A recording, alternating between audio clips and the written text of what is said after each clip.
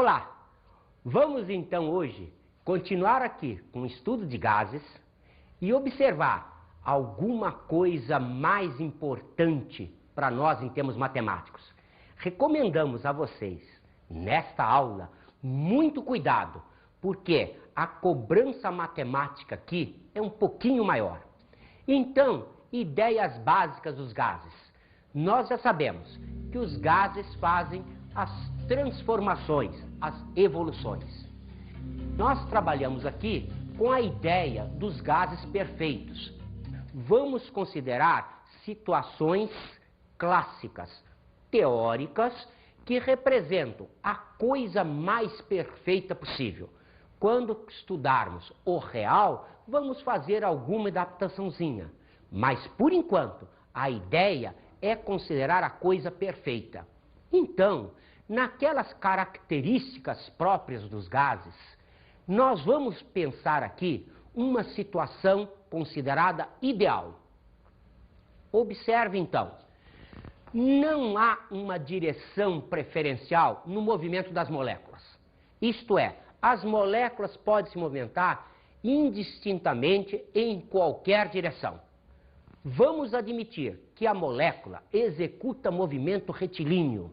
Já discutimos com vocês isso em aulas anteriores. Observe, será considerado movimento retilíneo porque a distância é muito pequena.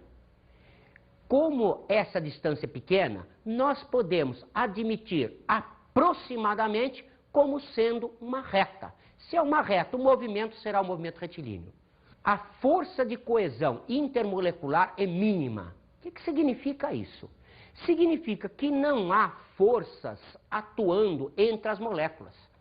Então, se não há muita força atuando entre as moléculas, eu posso considerar um movimento retilíneo e uniforme.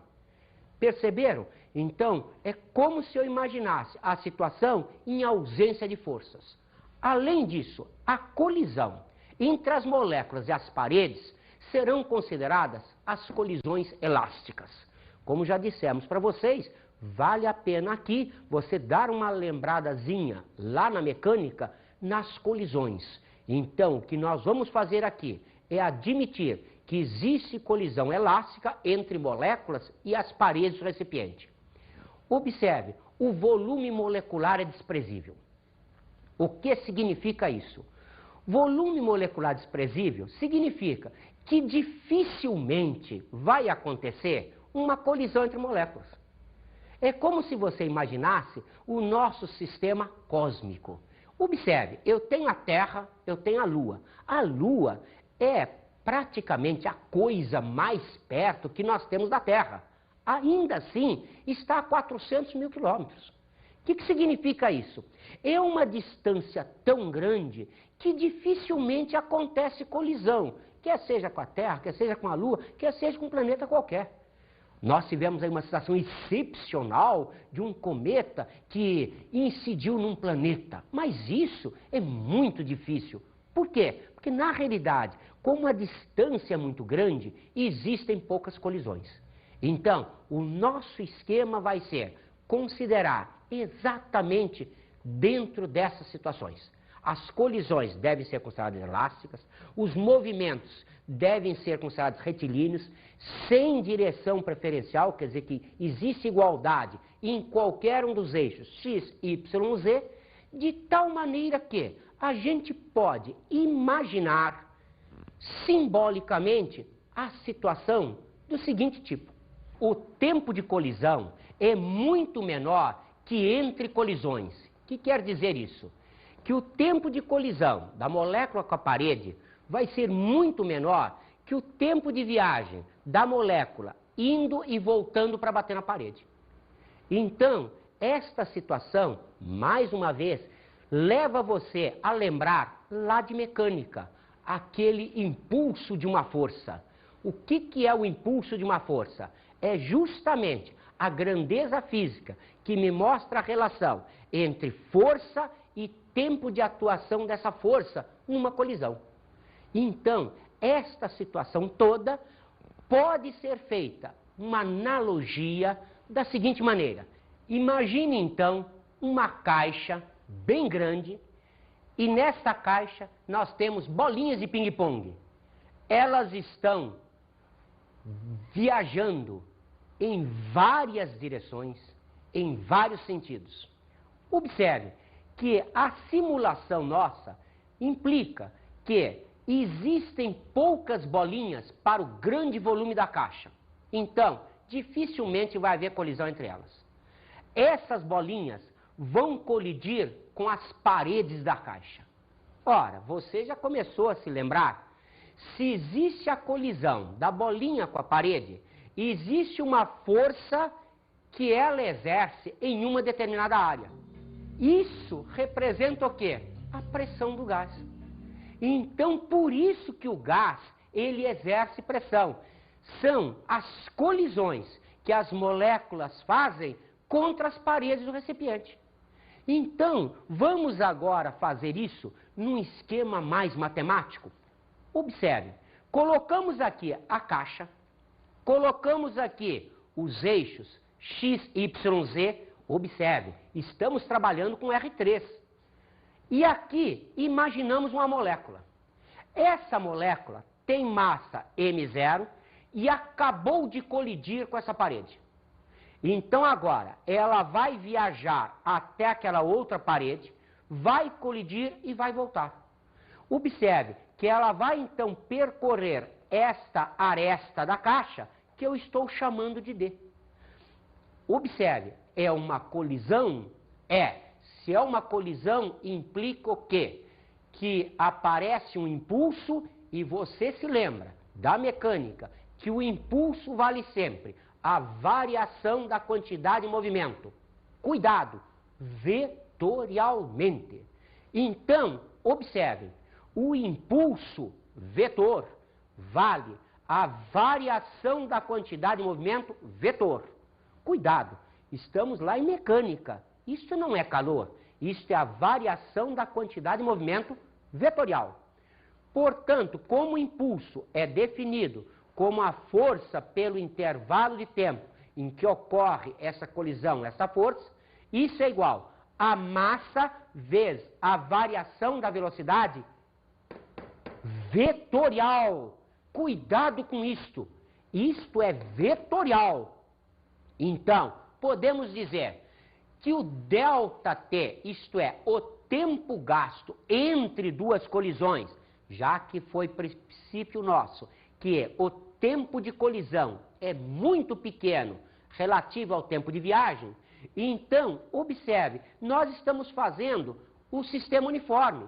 ΔS, que é 2D, é o tempo de ida e volta numa parede, vale a velocidade média vezes o ΔT. Então, o ΔT é o ΔS, que é 2D, sobre essa velocidade média. Observe, então, que a variação vetorial de velocidade vale 2 vezes a velocidade média. Cuidado, vetores. A velocidade é de chegada e de saída. Então, a diferença entre esses dois vetores é 2V. Não é soma vetorial. Se fosse a soma vetorial, daria 0. Mas como é a diferença vetorial, eu vou calcular como sendo 2V. Observe que, então, substituindo na expressão inicial, a força média de colisão vale, isto era o ΔT, então ficou 2D sobre a velocidade média.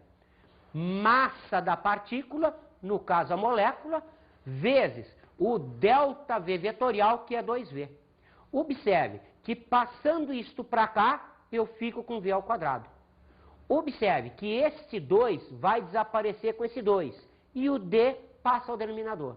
Então, essa expressão me dá a força média que uma molécula faz na parede dessa caixa, na parede do recipiente. Observe que, então, se eu dividir os dois termos pela área da parede, o que eu vou ter? Eu vou ter a força média sobre área igual M0, área vezes distância, vezes V média ao quadrado.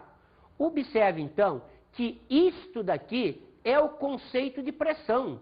Então, força média por área representa a pressão. Então, está aqui, a pressão exercida é igual a M0 sobre, cuidado, este é o V minúsculo, é a velocidade média. Este é V maiúsculo, é volume. Por quê? É a área vezes uma distância. Uma área vezes um comprimento me dá volume. Ou então, se a gente faz uma continuação, a gente pode considerar, existe nessa parede 1/3 do número total de moléculas. Lembram-se? Nós consideramos que o que acontece é uma divisão equitativa, isto é, não há nenhuma preponderância de direção de movimento. Então, se o número de moléculas é N, existe 1/3 no eixo X, 1/3 no eixo Y, 1/3 no eixo Z. Como eu estou fazendo o estudo no eixo X, eu vou considerar N sobre 3 moléculas, M0 sobre V maiúsculo, volume, vezes a velocidade média ao quadrado. Observem que isto daqui representa o quê? É o número de moléculas vezes a massa de uma molécula. Isto é, isto daqui representa a massa total do gás. Portanto, a pressão média exercida será 1/3. Esse produto é a massa total do gás, o volume vezes velocidade média ao quadrado. Lembram-se quem é isso daqui? Olha a hidrostática sendo chamada aí. Massa por volume chama-se massa específica. Então, se a massa específica é a massa da molécula vezes número de moléculas, isto é a massa total sobre V, eu posso então escrever a pressão é 1/3 vezes a massa específica vezes a velocidade média ao quadrado. Então, como vocês estão vendo, começamos a entender aqui agora a questão matemática da pressão do gás. Observe que essa expressão matemática interessa para nós para provar que realmente, primeiro, as moléculas estão constantemente colidindo com a parede. Está na cara que não tem uma molécula, como você tem infinitas moléculas, como o choque é praticamente constante, então, aquela situação que mostramos para vocês no balão. Olha lá. Perceberam como é que fica a parede? A parede fica sob pressão, ela fica esticada. E quanto mais molécula eu colocar aqui dentro, o que vai acontecer? Vai existir mais pressão, porque tem mais moléculas para colidirem com essas paredes. No estado gasoso, as moléculas estão sempre agitadas. Se colocarmos um pouco de gás dentro de um recipiente, é de se esperar que uma hora ou outra estas moléculas batam nas paredes do recipiente. Deste choque, surge uma pressão nas paredes, que é a pressão do gás. Resumindo, a pressão de um gás é o resultado da colisão das moléculas do gás contra as paredes do recipiente que o contém. Como a energia cinética se relaciona com o gás? A sua pergunta é interessante. Vamos então agora estudar a energia cinética vinculada ao gás. Nós temos várias coisas para pensar aqui. Vamos pensar uma de cada vez para não embolar o meio de campo. Então vamos pensar primeiro na energia cinética média do gás. Vamos então outra vez recorrer aos recursos matemáticos? Observe, a energia cinética média é sempre dada pela massa vezes a velocidade média ao quadrado sobre 2. Eu vou passar esse 2 do denominador para lá. Então vai ficar 2 vezes a energia cinética média igual m vezes velocidade média ao quadrado. Observem que a expressão anterior que nós tínhamos dizia a pressão média é 1/3 de m V de volume vezes velocidade média ao quadrado. Eu vou passar esse V para aquele termo. Então vai ficar pressão vezes volume, 1/3 de m V média ao quadrado. Lembraram quem é esse PV? Olha lá, é a equação de Clapeyron. O PV vale nRT. Então observe, nRT é igual a 1/3 de 2 vezes a energia cinética média. Estão notando algo interessante? Nós estamos trabalhando com essa fração aqui. Por quê? Porque nós consideramos que a molécula, ela pode estar com movimento em X, em Y ou em Z. Perceberam em termos de física o que isso representa?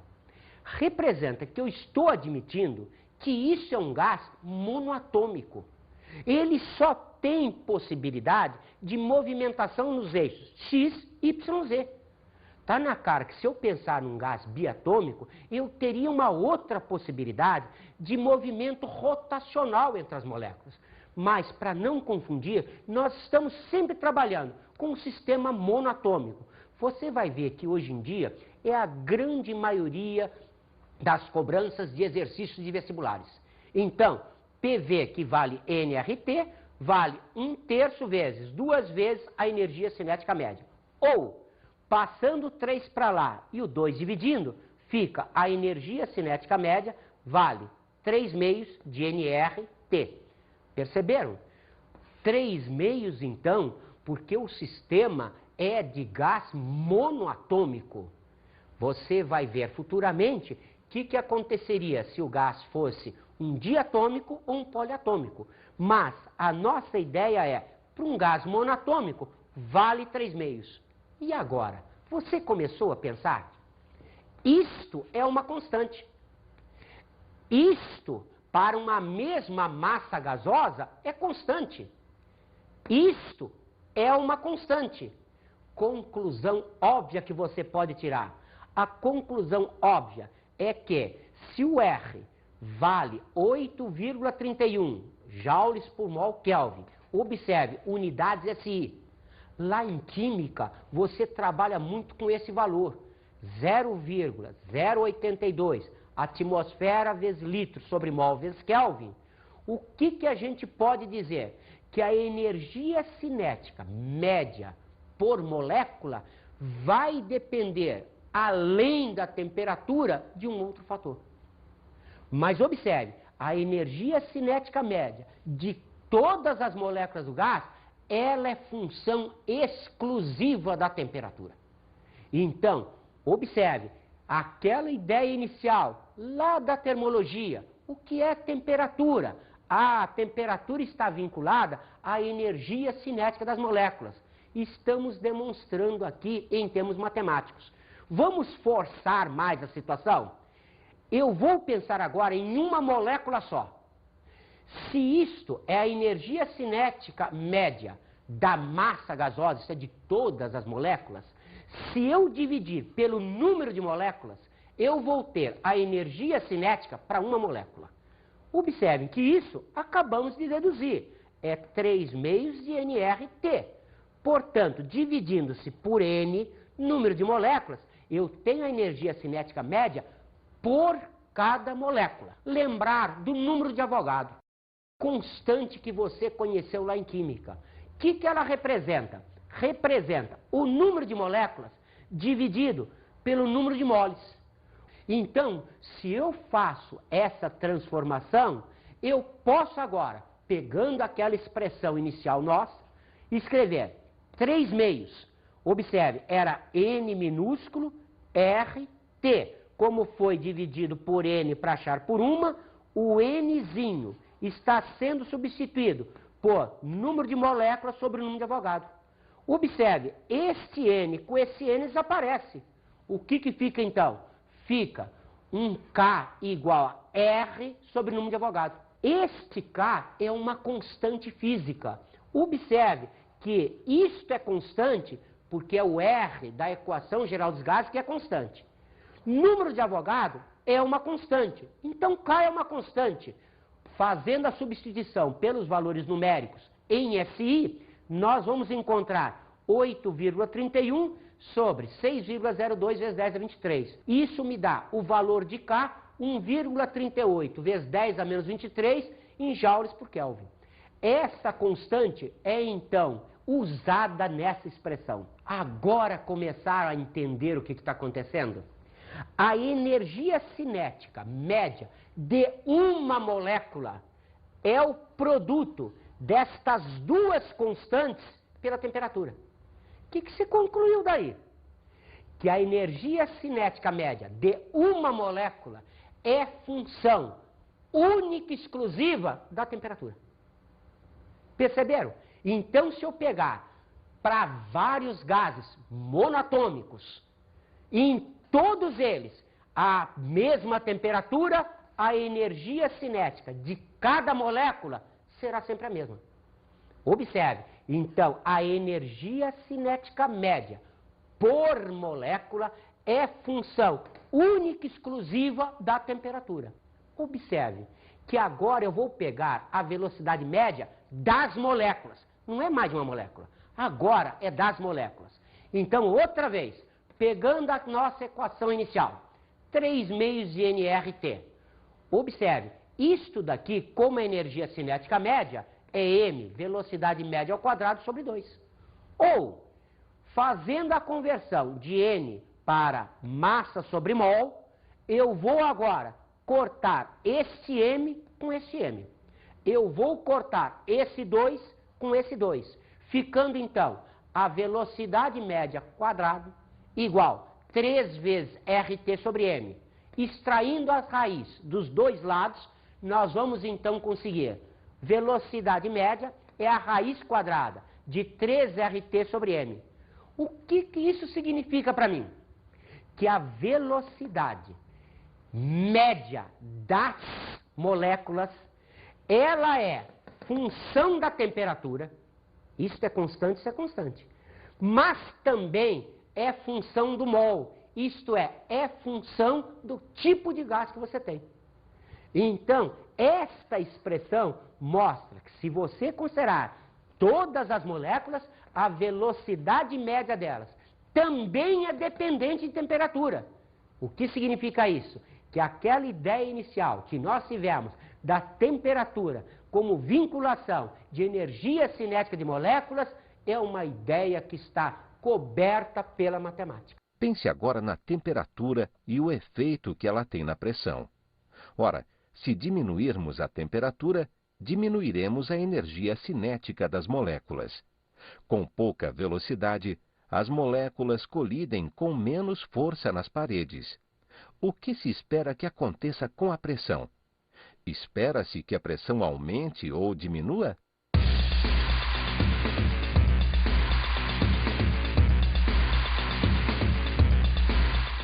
Vocês concordam comigo que a temperatura exerce um certo efeito sobre a pressão?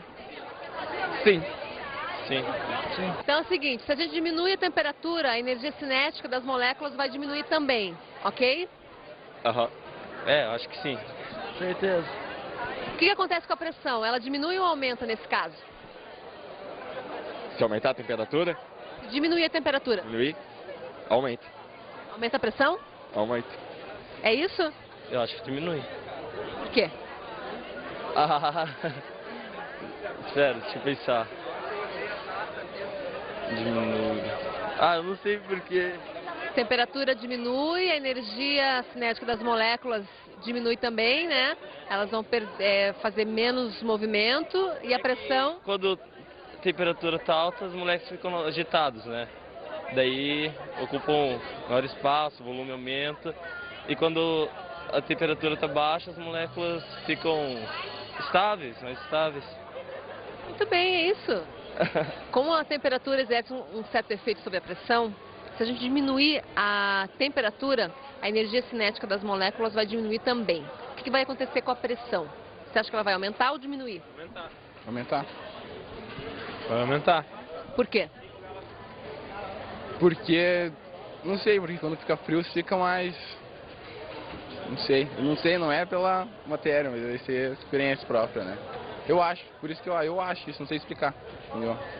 E o teu palpite é que aumenta também? É. Por que você acha? Não sei.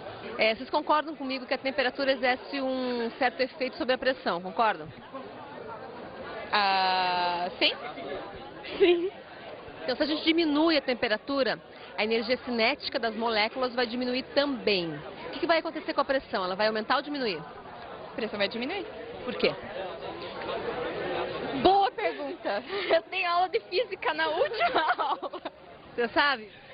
Se diminui a temperatura... Diminui a temperatura, o que acontece com a pressão? Não sei. Não arrisca o palpite? Acho que sobe, não sei. As moléculas se agitam menos e daí elas diminuem a pressão. Repete aí. Diminui a temperatura, diminui o movimento das moléculas e daí a pressão diminui também. Muito bem. Isso. Que legal. Ah, viu? Aprendeu agora? Já aprendi. A resposta é que diminua a pressão. Mas, se aumentarmos a temperatura, esperaremos que a pressão aumente, pois a velocidade das moléculas irá aumentar e colidirão com mais força nas paredes do recipiente. Professor, você pode me dar um exemplo prático? Tudo bem, vamos ver um exemplo prático. Por que que a água guardada na moringa fica mais fresca que a água guardada numa vasilha de plástico? Comece a pensar. O que acontece na moringa? Uma parte da água, algumas moléculas, atravessam a parede. Quando elas atravessam a parede, elas vão tentar passar para o estado gasoso. Você se lembra? Vão se evaporar. Ora, se elas vão se evaporar, quem consegue se evaporar? Raciocine comigo. Você tem uma velocidade média de moléculas. O que quer dizer isso? Algumas têm uma velocidade grande, outras têm velocidade pequena. A velocidade média é aquilo que nós mostramos para vocês. Mas existem moléculas com mais velocidade, moléculas com menos velocidade. Quem é que consegue evaporar? Aquelas que, como têm mais velocidades, são jogadas para o ar. Então, se elas são jogadas para o ar, saem do líquido as que têm maior velocidade média. Agora, raciocine comigo. Se aquelas que têm maior velocidade média saem, quem sobra? As que têm menor. Se sobram as que têm menor velocidade média, o que acontece agora com a velocidade média dessas moléculas que sobraram? Ficou mais baixa. Se a velocidade média ficou mais baixa, significa o quê? Que a temperatura fica mais baixa. E então está aí por que a evaporação é um fenômeno de abaixamento de temperatura. Agora, você se lembra da aula que tinha a pele e o ar-condicionado? Lembra-se que nós dissemos que o ar-condicionado seca o ar. Quanto maior a velocidade de evaporação, mais sensação de frio nós temos. Por quê? Porque a evaporação é um processo de abaixamento de temperatura em função da variação da velocidade média das moléculas que ficam. Vamos então experimentar isso no exercício? Observe. Aquece certa massa de gás ideal a volume constante de 27 graus Celsius a 127 graus Celsius. Se eu chamar Ezinho, a energia cinética média da molécula 27, e o Ezinho minúsculo a 127, quanto vale a relação Ezinho sobre Ezinho linha? Vamos então fazer? A energia cinética média por molécula é 3,5 de kT admitido gás monoatômico. Vocês observaram, é uma questão de vestibular. Quase sempre, quando está escrito gás ideal, considere como se fosse monatômico. Não é correto isso, mas você encontra isso nas questões de vestibulares. Admite-se que o gás ideal seja monatômico, mas não é.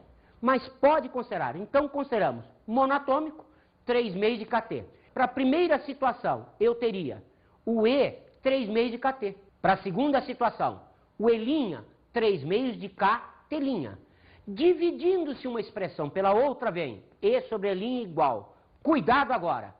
Isto vai subir. Mas T e T' são temperaturas termodinâmicas. Não se esqueça de transformar. Aqui que você pode errar. Então, vai transformar graus Celsius em Kelvin, fazendo 27 mais 273 sobre 127 mais 273. Observe que, então, resolvendo a matemática, ficamos com E sobre L' igual a 3/4 ou 0,75.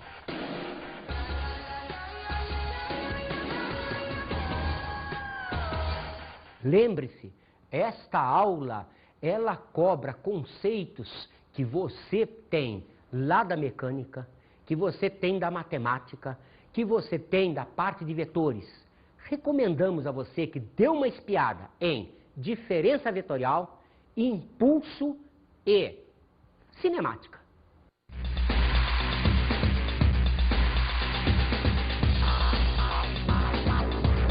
Na aula de hoje falamos sobre as transformações dos gases.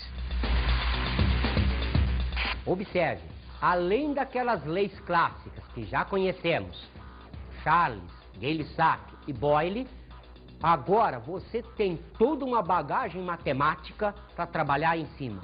Você tem a energia cinética média do gás, você tem a energia cinética média por molécula, você tem a pressão média do gás e cuidado com isso tudo que envolve muita matemática. Bons estudos!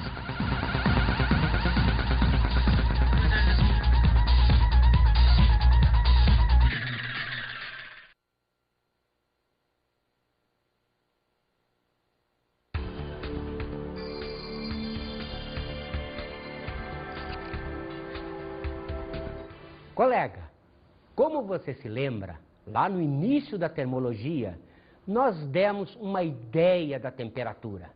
Agora é a hora de você aproveitar e usando essas expressões matemáticas de energia cinética média das moléculas, a energia cinética média de uma molécula, reforçar aquela ideia da temperatura. Então agora, mostrar para os seus alunos que realmente a temperatura, ela tem uma vinculação direta com a energia cinética média das moléculas. Tem uma vinculação direta com a energia cinética de uma molécula. Se você pensar nessa segunda hipótese, lembre-se, não me interessa a massa do gás, apenas a sua atomicidade.